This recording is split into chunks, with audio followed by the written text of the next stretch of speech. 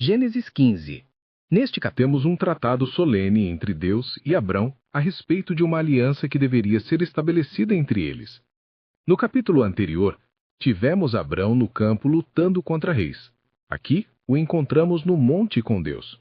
E, embora lá ele parecesse grande, ainda assim, penso, aqui ele parece muito maior. Aquela honra tem os grandes homens do mundo, mas essa honra tem todos os santos. A aliança a ser estabelecida entre Deus e Abrão era uma aliança de promessas. Portanto, aqui está. Primeiro, uma garantia geral da bondade e boa vontade de Deus para com Abrão, verso 1. Segundo, uma declaração particular dos propósitos de seu amor em relação a ele em duas coisas. Uma, que ele lhe daria uma descendência numerosa, versos 2 a 6. Segundo, que ele lhe daria Canaã por herança, versos 7 a 21. Uma propriedade sem herdeiro ou um herdeiro sem propriedade teria sido apenas meio conforto para Abrão. Mas Deus garante ambos para ele, e o que fez destes dois, a semente prometida e a terra prometida, confortos de fato para esse grande crente, foi que ambos eram típicos destas duas bênçãos inestimáveis, Cristo e o céu. E assim, temos motivos para pensar, Abrão os olhou. Aliança de Deus com Abrão. Verso 1. Depois destes acontecimentos, veio a palavra do Senhor a Abrão, numa visão, e disse: Não temas, Abrão, eu sou o teu escudo, e teu galardão será sobre modo grande. Observe aqui. Primeiro, o tempo em que Deus fez este tratado com Abrão. Depois destas coisas.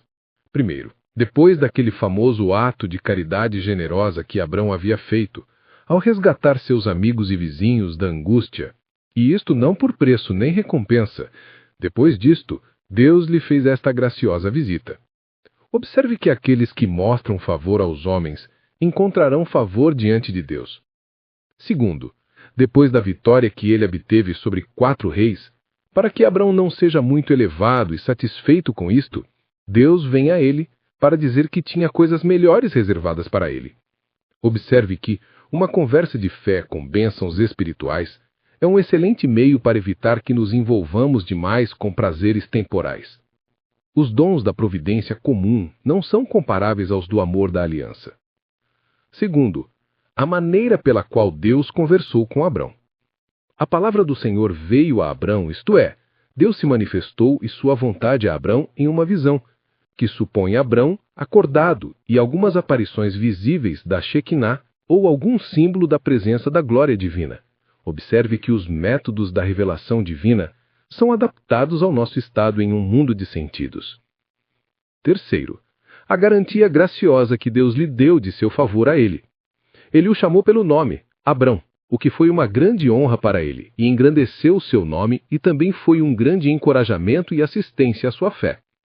Observe que a boa palavra de Deus nos faz bem quando é falada por seu Espírito a nós em particular e trazida aos nossos corações.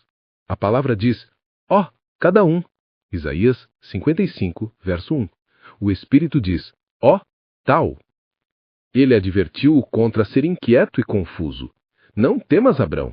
Abrão pode temer que os 4 reis que ele derrotou se reúnam novamente e caiam sobre ele para sua ruína. Não, diz Deus. Não temas as vinganças deles, nem a inveja do teu próximo. Eu cuidarei de ti. Note, onde há grande fé, ainda pode haver muitos medos. 2 Coríntios 7, verso 5.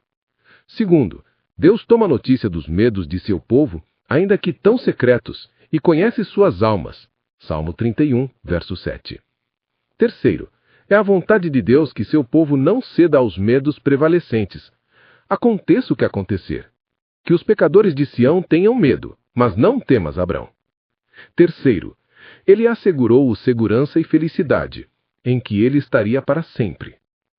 Primeiro, tão certo quanto Deus próprio poderia mantê-lo, eu sou o teu escudo, ou um pouco mais enfaticamente, eu sou um escudo para ti, presente com você, realmente cuidando de você. Veja 1 Crônicas 17, verso 17. Não apenas o Deus de Israel, mas um Deus para Israel. Observe que a consideração de que o próprio Deus é e será um escudo para seu povo, para protegê-lo de todos os males destrutivos, Um escudo pronto para eles e um escudo ao seu redor deve ser suficiente para silenciar todas as suas perplexas tormentas e medos. Segundo, tão feliz quanto o próprio Deus pudesse fazê-lo, eu serei tua recompensa extremamente grande. Não apenas teu recompensador, mas tua recompensa. Abrão recusou generosamente as recompensas que o rei de Sodoma lhe ofereceu, e aqui vem Deus e diz que ele não o perderá com isto. Observe que as recompensas da obediência fiel e da autonegação são extremamente grandes. 1 Coríntios 2, verso 9. Segundo, o próprio Deus é a felicidade escolhida e prometida das almas santas, escolhida neste mundo, prometida em um mundo melhor. Ele é a porção de sua herança e o seu cálice. 2. Respondeu Abrão: Senhor Deus, que me haverás de dar se continuo sem filhos, e o herdeiro da minha casa é o Damasceno Eliezer? 3. Disse mais Abrão: A mim não me concedeste descendência, e um servo nascido na minha casa será o meu herdeiro. 4. A isto respondeu logo o Senhor, dizendo: Não será esse o teu herdeiro, mas aquele que será gerado de ti será o teu herdeiro. Então conduziu-o até fora e disse: Olha para os céus e conta as estrelas, se é que o podes. E lhe disse: Será assim a tua posteridade. 5. Ele creu no Senhor, e isso lhe foi imputado para a justiça. Temos aqui a garantia dada a Abrão de uma descendência numerosa que deveria descender dele, na qual observamos. Primeiro, a reclamação repetida de Abrão, versos 2 e 3. Foi isso que deu ocasião a essa promessa. A grande aflição que pesava sobre Abrão era a falta de um filho, e a reclamação disso ele aqui derrama diante do Senhor e mostra diante dele seu problema. Salmo 142, verso 2. Observe que, embora nunca devamos reclamar de Deus, temos permissão para reclamar com Ele e ser amplos e específicos na declaração de nossas queixas. E é uma certa facilidade para um espírito sobrecarregado abrir seu caso para um amigo fiel e compassivo. Tal amigo, Deus é, cujo ouvido está sempre aberto. Agora, sua reclamação é quádrupla. 1. Que ele não tinha filhos, verso 3. Eis que não me deste descendência, não só nenhum filho, mas sem semente. Se ele tivesse uma filha, dela poderia ter vindo o Messias prometido, que seria a semente da mulher. Mas ele não tinha filho nem filha. Ele parece colocar uma ênfase nisso, para mim. Seus vizinhos estavam cheios de filhos. Seus servos tinham filhos nascidos em sua casa. Mas para mim, ele reclama, você não deu nenhum. E, entanto, Deus lhe disse que ele deveria ser o favorito acima de tudo. Observe que aqueles que são escritos como sem filhos devem ver Deus escrevendo-os assim. Ainda Deus frequentemente retém aqueles confortos temporais de seus próprios filhos que ele dá abundantemente a outros que são estranhos a ele. 2. Que provavelmente nunca teria nenhum. Insinuou que eu vou, ou eu vou sem filhos, entrando em anos, descendo a colina em ritmo acelerado? Não, eu estou saindo do mundo, seguindo o caminho de toda a terra. Eu morro sem filhos. Assim é a Septuaginta. Deixo o mundo e não deixo nenhum filho atrás de mim. 3. Que seus servos eram para o presente e provavelmente seriam para ele em vez de filhos. Enquanto ele viveu, o mordomo de sua casa era Eliezer de Damasco. A ele confiou o cuidado de sua família e propriedade, que poderia ser fiel, mas apenas como um servo, não como um filho. Quando ele morresse, um nascido em sua casa seria o seu herdeiro, e governaria tudo aquilo pelo qual ele havia trabalhado. Eclesiastes 2, 18, 19 e 21. Deus já havia lhe dito que o faria de uma grande nação, capítulo 12, verso 2, e sua semente como o pó da terra, capítulo 13, 16. Mas ele o deixou em dúvida se deveria ser sua semente gerada ou sua semente adotiva, por um filho de seus lombos ou apenas um filho de sua casa. Agora, Senhor, diz Abrão, Se for apenas um filho adotivo, deve ser um dos meus servos, que refletirá desgraça sobre a semente prometida, que descenderá dele. Observe que, embora as misericórdias prometidas sejam adiadas, nossa incredulidade e impaciência tendem a concluir que foram negadas. 4. Que a falta de um filho era um problema tão grande para ele que lhe tirava o conforto de todos os seus prazeres. Senhor, o que queres me dar? Tudo é nada para mim se eu não tiver um filho, e mais por sua promessa, e entanto Abrão não dá conta deles porque ele não tem um filho. Tornou-se muito ruim para o pai dos fiéis dizer: o que vou me dar, visto que fico sem filhos? Imediatamente depois que Deus disse: eu sou o teu escudo, e o teu galardão será muitíssimo grande. Observe que aqueles que não valorizam corretamente as vantagens de sua relação aliancista com Deus e o interesse nele, não as consideram suficientes para compensar a falta de qualquer conforto da criatura. Mas 2. Se supomos que Abrão aqui estava de olho na semente prometida, a importunação de seu desejo era muito louvável.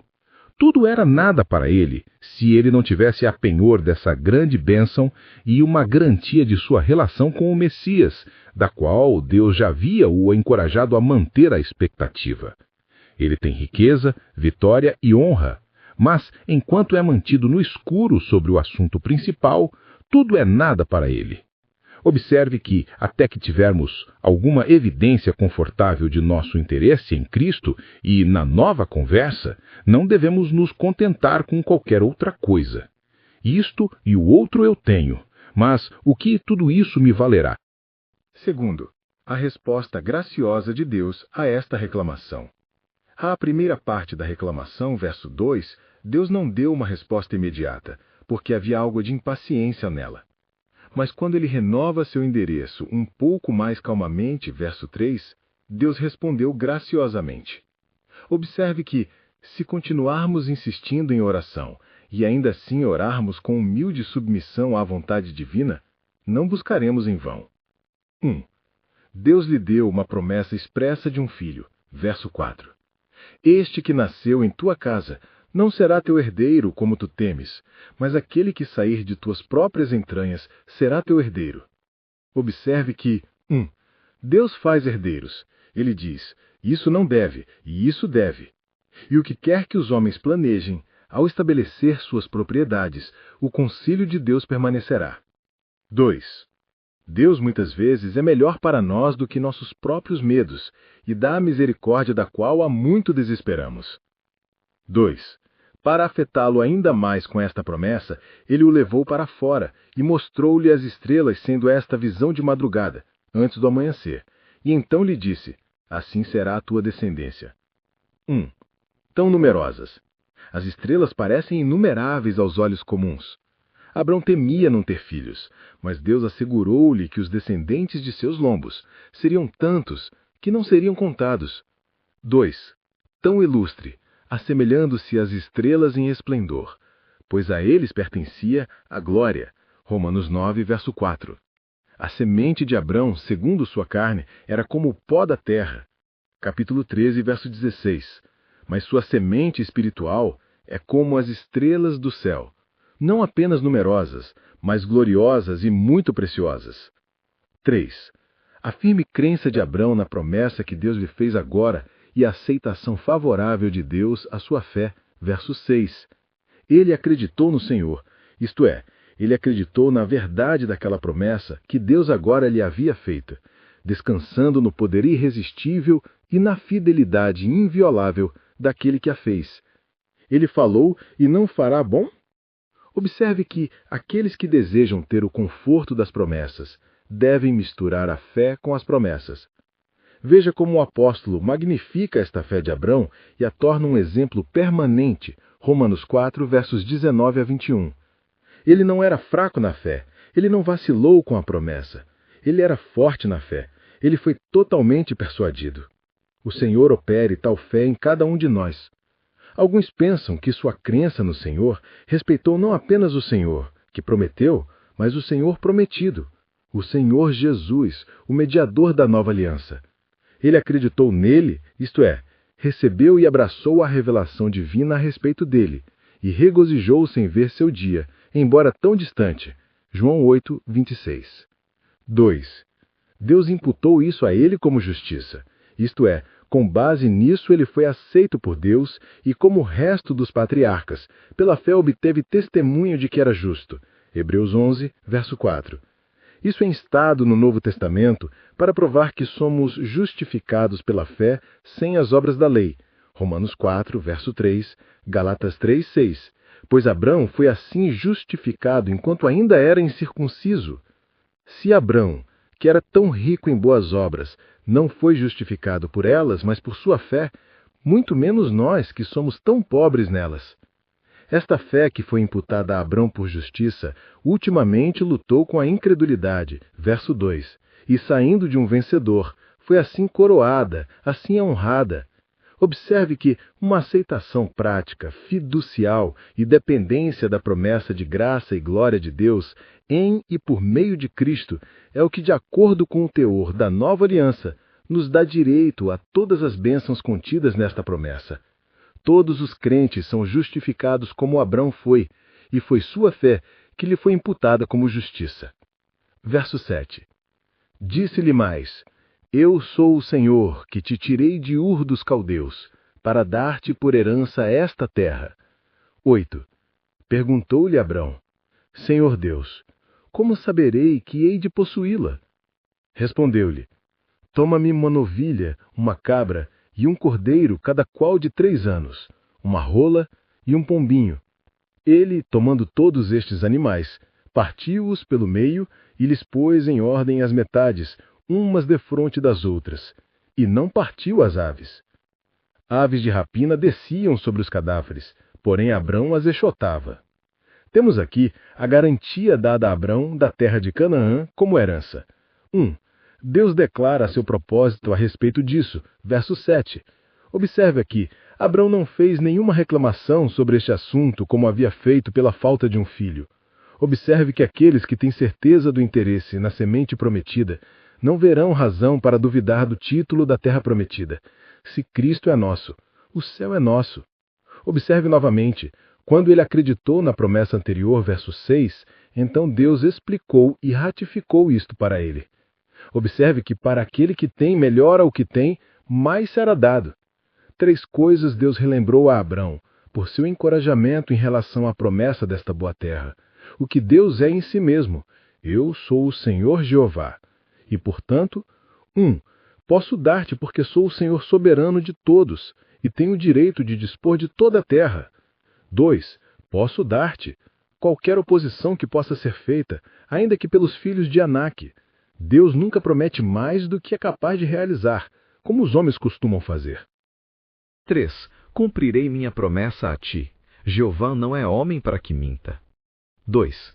O que ele fez por Abrão? Ele o havia tirado de Ur dos Caldeus, do fogo dos caldeus, ou seja, de suas idolatrias, pois os caldeus adoravam o fogo, ou de suas perseguições. Os escritores judeus têm uma tradição de que Abrão foi lançado em uma fornalha ardente por se recusar a adorar ídolos e foi libertado milagrosamente. É um lugar com esse nome. Daí Deus o trouxe por um chamado eficaz, trouxe-o com uma violência graciosa, arrebatou-o como um tição do fogo. Isto foi: 1. Uma misericórdia especial. Eu te trouxe e deixei outros milhares para perecer ali. Deus o chamou somente, Isaías 51, 2.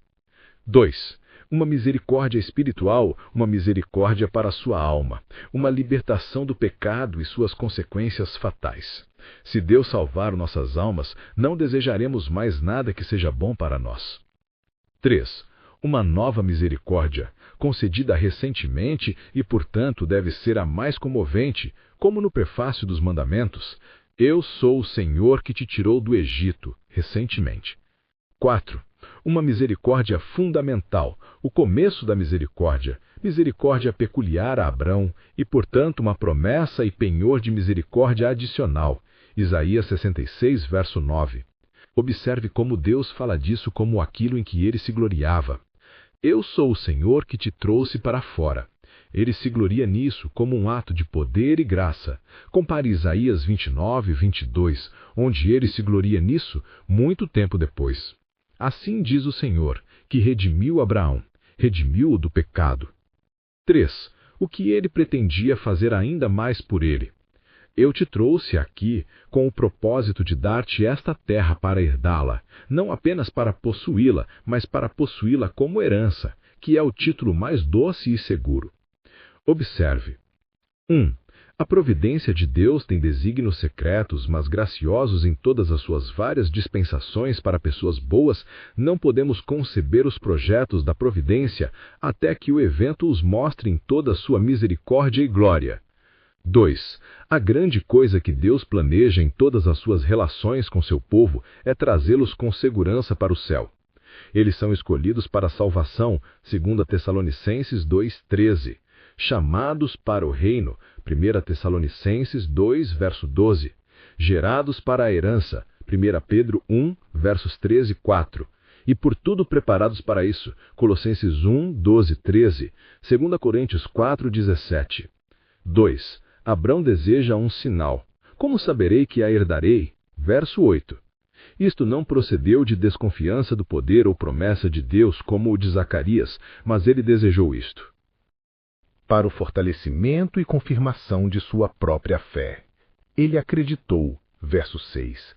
Mas aqui ele ora: Senhor, ajuda-me contra minha incredulidade. Agora ele acreditava, mas desejava um sinal para ser valorizado contra uma hora de tentação. Sem saber como sua fé poderia, por um evento ou outro, ser chocada e provada.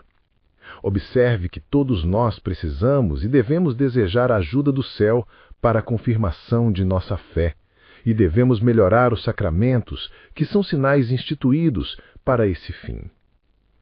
Ver Juízes 6, 36 a 40, 2 Reis 20, 8 a 10, Isaías 7, 11, 12.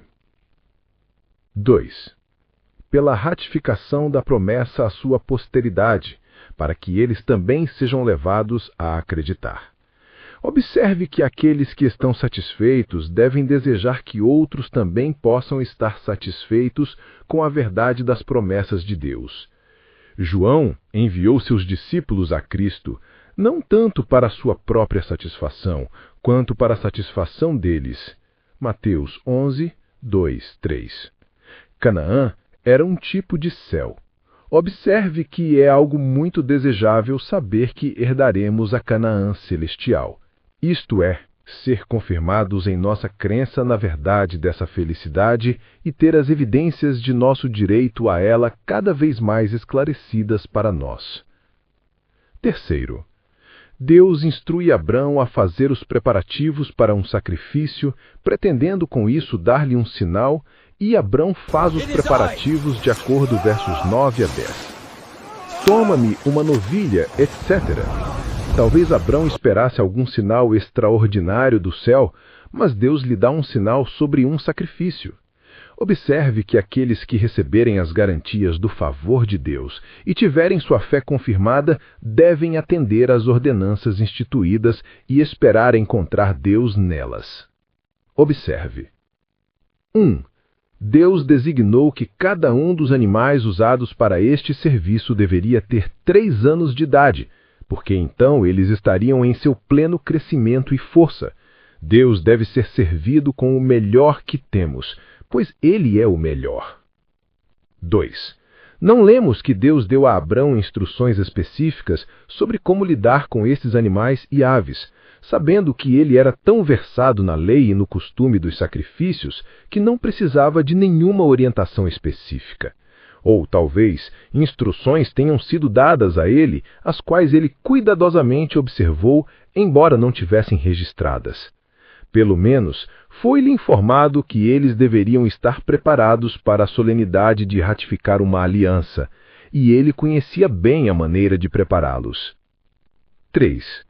Abrão tomou as eis, como Deus o designou, embora ainda não soubesse como essas coisas deveriam se tornar um sinal para ele. Esta não foi a primeira instância de obediência implícita de Abrão. Ele dividiu os animais no meio, de acordo com a cerimônia usada na confirmação de alianças, Jeremias 34, versos 18 e 19, onde é dito: eles cortaram o bezerro em dois e passaram entre as partes. Abrão, tendo se preparado de acordo com a nomeação de Deus, agora se pôs a esperar pelo sinal que Deus poderia lhe dar por meio deles, como profeta em sua torre de vigia, Abacuque 2, verso 1. Enquanto a aparição de Deus para reconhecer seu sacrifício foi adiada, Abrão continuou esperando, e suas expectativas aumentaram com atraso.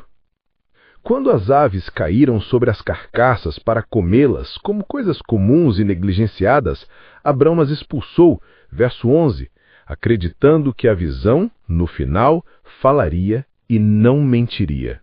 Observe que um olhar muito atento deve ser mantido sobre nossos sacrifícios espirituais para que nada seja permitido para prejudicá-los e torná-los impróprios para a aceitação de Deus. Quando pensamentos vãos, como essas aves, caem sobre nossos sacrifícios, devemos expulsá-los e não permitir que se alojem dentro de nós, mas atender a Deus sem distração. Verso 12. Ao pôr do sol, caiu profundo sono sobre Abrão, e grande pavor e cerradas trevas o acometeram.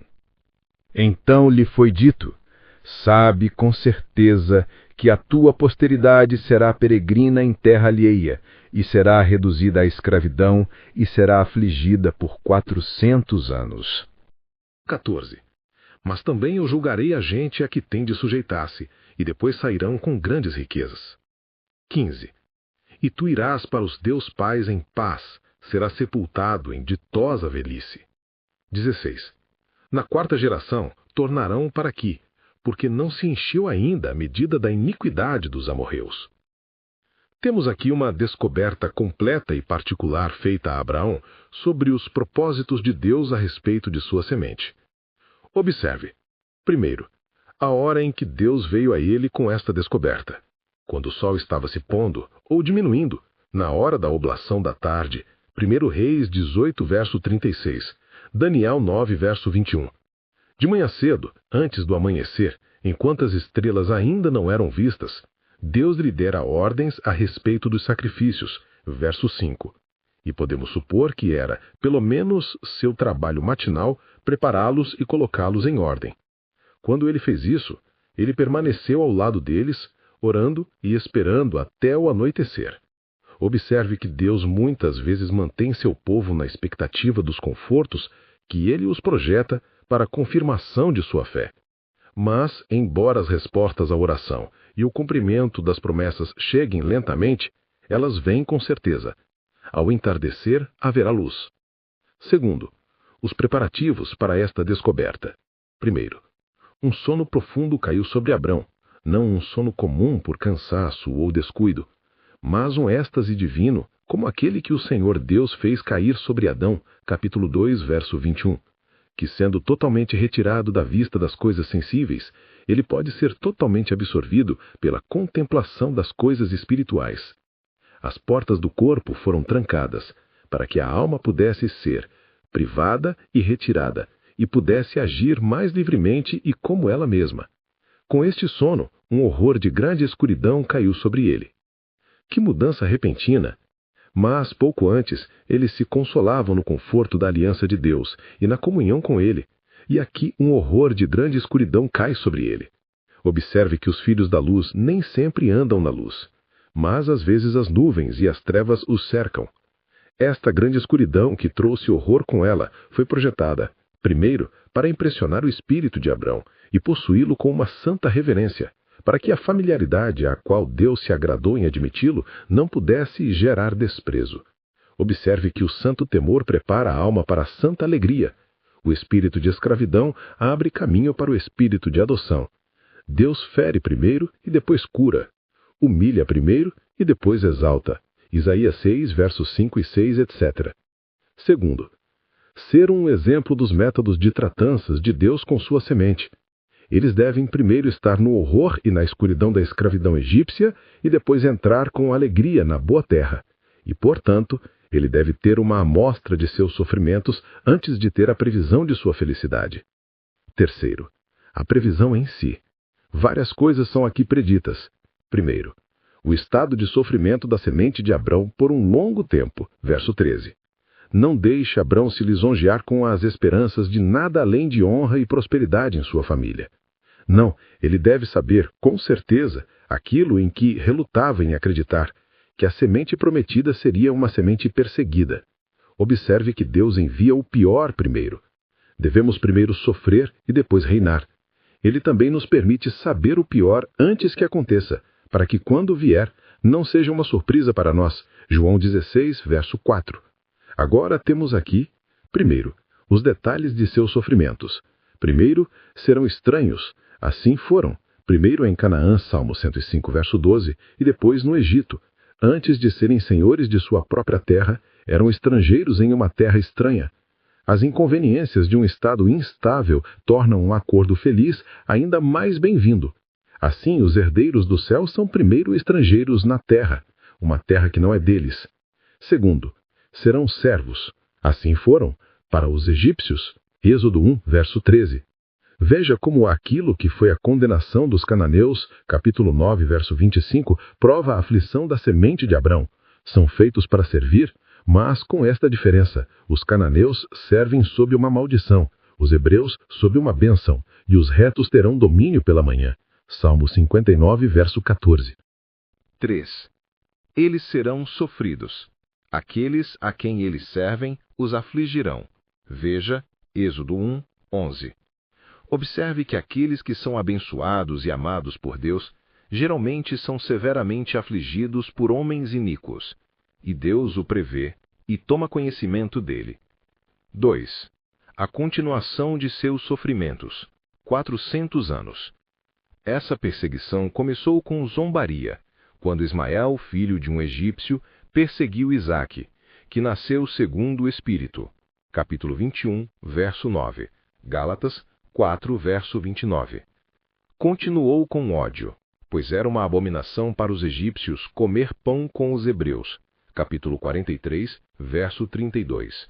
E finalmente chegou ao assassinato, o mais vil dos assassinatos, o de seus filhos recém-nascidos. De modo que, mais ou menos, continuou 400 anos, embora, no extremo, não tantos. Isso foi muito tempo, mas um tempo limitado. 2. O julgamento dos inimigos da semente de Abrão. Eu julgarei aquela nação a quem eles servirão. Sim, os egípcios. Verso 14. Isso aponta para as pragas do Egito, pelas quais Deus não apenas constrangeu os egípcios a libertar Israel, mas os puniu por todas as dificuldades que lhes impuseram. Observe. 1. Embora Deus possa permitir que perseguidores e opressores esmaguem o seu povo por um longo tempo, ele certamente os reconhecerá no final, pois seu dia está chegando. Salmo 37, versos 12 e 13. 2. A punição dos perseguidores é o julgamento deles. É uma coisa justa para Deus e um ato particular de justiça, recompensar tribulações àqueles que perturbam o seu povo. O julgamento dos inimigos da igreja é obra de Deus. Eu o julgarei. Deus pode fazer isso, pois Ele é o Senhor.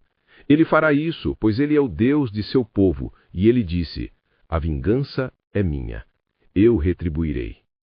A Ele, portanto, devemos deixá-lo, para ser feito a seu modo e tempo. 3. A libertação da semente de Abraão do Egito. Aquele grande evento é aqui predito. Depois eles sairão com grandes riquezas. É aqui prometido. 1. Que eles devem ser ampliados. Depois eles sairão, isto é, depois de terem sido afligidos por 400 anos, quando os dias de sua servidão forem cumpridos, ou depois que os egípcios forem julgados e atormentados, eles podem esperar libertação. Observe que a destruição dos opressores é a redenção dos oprimidos. Eles não deixarão o povo de Deus ir até que sejam forçados a isso. 2. Para que sejam enriquecidos. Sairão com grande riqueza. Isso foi cumprido Êxodo 12, versos 35 e 36. Deus cuidou para que tivessem não apenas uma boa terra para onde ir, mas um bom estoque para carregar com eles. 4. Seu feliz assentamento em Canaã. Verso 16. Eles não apenas sairão do Egito, mas voltarão para aqui novamente. Para aqui, para a terra de Canaã, onde tu estás agora. A interrupção de sua posse não será uma defesa de seu direito. Não devemos considerar aqueles confortos perdidos para sempre que são interrompidos por um tempo. A razão pela qual eles não deveriam possuir a terra da promessa até a 4ª geração era porque a iniquidade dos amorreus ainda não estava completa. Israel não pode possuir Canaã até que os amorreus sejam despojados, e eles ainda não estão maduros para a ruína. O Deus justo determinou que eles não seriam cortados até que persistissem no pecado por tanto tempo e chegassem a tal grau de maldade que pode aparecer uma proporção equitativa entre seu pecado e sua ruína. E, portanto, até chegar a isso, a semente de Abraão deve ser mantida fora de posse. Observe. 1. A medida do pecado se encheu gradualmente. Aqueles que continuam impenitentes em caminhos iníquos estão entesourando ira para si mesmos. 2. A medida do pecado de algumas pessoas se enche lentamente. Os sodomitas, que eram excessivamente pecadores perante o Senhor, logo encheram sua medida. O mesmo fizeram os judeus, que eram em profissão próximos de Deus. Mas a iniquidade dos amorreus demorou a se encher. 3. Que esta é a razão da prosperidade das pessoas perversas. A medida dos seus pecados ainda não está cheia. Os maus vivem, envelhecem e são poderosos em poder, enquanto Deus está guardando a iniquidade deles por seus filhos. Jó 21, verso 7. Veja Mateus 23, verso 32, Deuteronômio 32, verso 34. 5. A pacífica morte e sepultura de Abraão, antes que estas coisas acontecessem. Verso 15. Como ele não deveria viver para ver aquela boa terra na posse de sua família, mas deveria morrer, como viveu, como um estrangeiro nela, então, para equilibrar isso, ele não deveria viver para ver os problemas que deveriam vir sobre seu seme, muito menos para partilhar neles. Isso é prometido a Josué, segundo Reis 22, verso 20. Observe que os bons, às vezes, são muito favorecidos por serem afastados do mal que está por vir. Isaías 57, verso 1, que isso satisfaça Abraão, que, por sua vez, primeiro, irá para os seus pais em paz. Observe que mesmo os amigos e favoritos do céu não estão isentos da culpa da morte. Somos nós maiores do que nosso pai Abraão, que está morto? João 8, verso 53. 2. Homens bons morrem voluntariamente. Não são buscados, não são forçados, mas vão. A alma deles não é exigida, como a do rico tolo, Lucas 12, 20, mas alegremente resignada. Eles não viveriam para sempre. 3. Na morte, vamos para nossos pais. Para todos os nossos pais que foram antes de nós para o estado dos mortos. Jó 21, verso 32 e 33. Para nossos pais piedosos que foram antes de nós para o estado dos abençoados. Hebreus 12, verso 23. O primeiro pensamento ajuda a tirar o terror da morte. O último dá conforto a ele. Sempre que um homem piedoso morre, ele morre em paz.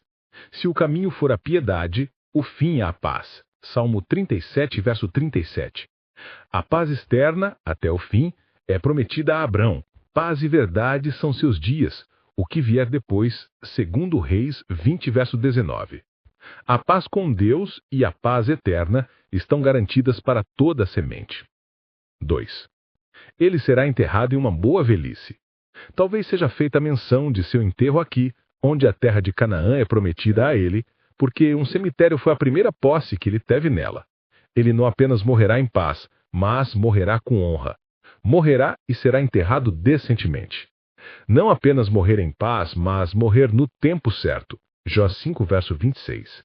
Observe. 1. A velhice é uma bênção. Está prometida no 5º mandamento. É agradável à natureza e oferece uma grande oportunidade de utilidade. 2.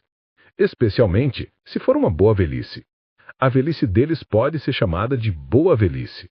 Em primeiro lugar, os que são velhos e saudáveis, não carregados de doenças que os cansam da vida. Em segundo lugar, que são antigos e santos, antigos discípulos, Atos 21, verso 16, cuja cabeça branca se encontra no caminho da justiça, Provérbios 16, verso 31, antigos e úteis, antigos e exemplares para a piedade, a deles é de fato uma boa velhice.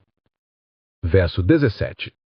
E sucedeu que, posto o sol, houve densas trevas, e eis um fogareiro fumegante e uma tocha de fogo que passou entre aqueles pedaços. 18.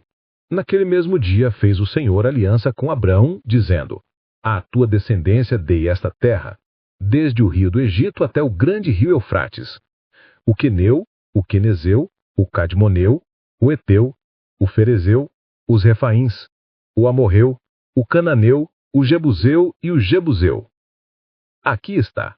Primeiro, a aliança ratificada, verso 17. O sinal que Abrão desejava foi dado, por fim, quando o sol se pôs, de modo que ficou escuro, pois esta foi uma dispensação sombria. 1. A fornalha fumigante significava a aflição de sua semente no Egito. Eles estavam lá na fornalha de ferro, Deuteronômio 4, verso 20, a fornalha da aflição, Isaías 48, verso 10, trabalhando no próprio fogo.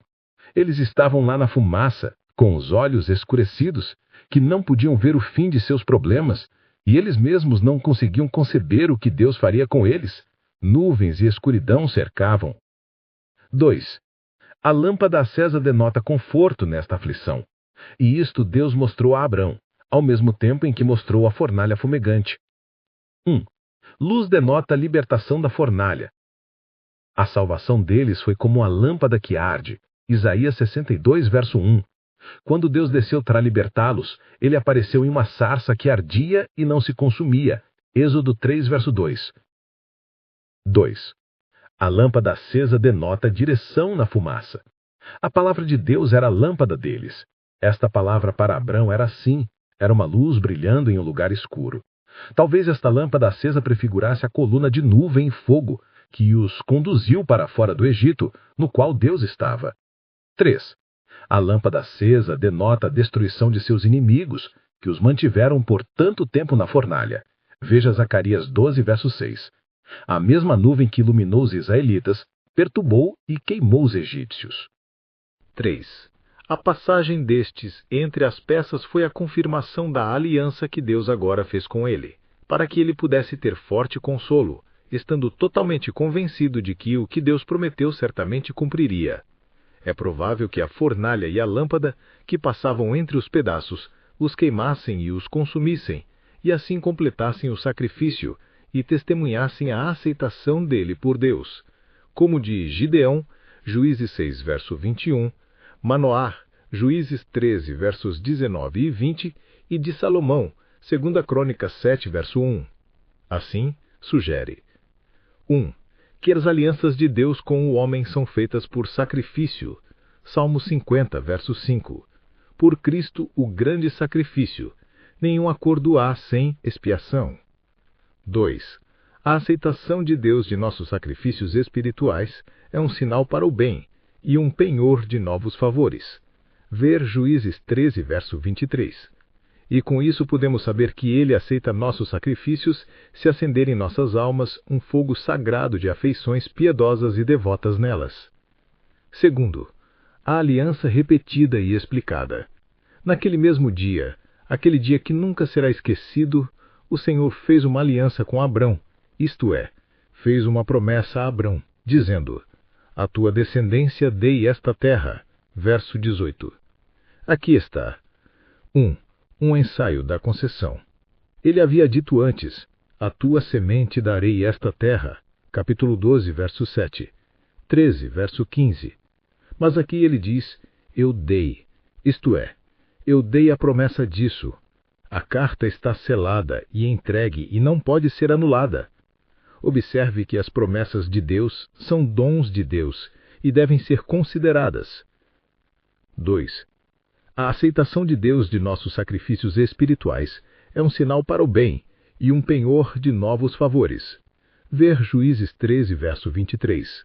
E com isso podemos saber que Ele aceita nossos sacrifícios se acender em nossas almas um fogo sagrado de afeições piedosas e devotas nelas. 2. A aliança repetida e explicada. Naquele mesmo dia, aquele dia que nunca será esquecido, o Senhor fez uma aliança com Abrão, isto é, fez uma promessa a Abrão, dizendo: A tua descendência dei esta terra. Verso 18. Aqui está. 1. Um ensaio da concessão. Ele havia dito antes: A tua semente darei esta terra. Capítulo 12, verso 7. 13, verso 15. Mas aqui ele diz: Eu dei, isto é, eu dei a promessa disso. A carta está selada e entregue, e não pode ser anulada. Observe que as promessas de Deus são dons de Deus e devem ser consideradas. 2. A posse é tão certa, no devido tempo, como se agora fosse realmente entregue a eles. O que Deus prometeu é tão certo como se já tivesse sido feito. Portanto, é dito: Aquele que crê tem a vida eterna. João 3, verso 36. Pois certamente irá para o céu, como se já estivesse lá. A exposição das indicações concedidas, como é habitual nas concessões de terras. Ele especifica os limites da terra que se pretende conceder. Verso 18, e então, para maior certeza, como é usual nesses casos, ele menciona em cuja posse e ocupação estas terras estavam agora. 10 várias nações ou tribos são mencionadas aqui, versos 19 a 21, que devem ser expulsas para dar lugar à semente de Abrão. Eles não possuíam todos esses países quando Deus os trouxe para Canaã. Os limites são fixos muito mais estreitos. Números 34, versos 2, 3, etc. Mas, 1. No tempo de Davi e de Salomão, sua jurisdição se estendia ao máximo desses limites. 2 Crônicas 9, verso 26. 2. Foi por sua própria culpa que eles não estavam mais cedo e mais tempo na posse de todos esses territórios. Perderam seu direito por causa de seus pecados, e por sua própria preguiça e covardia mantiveram-se fora de posse. 3.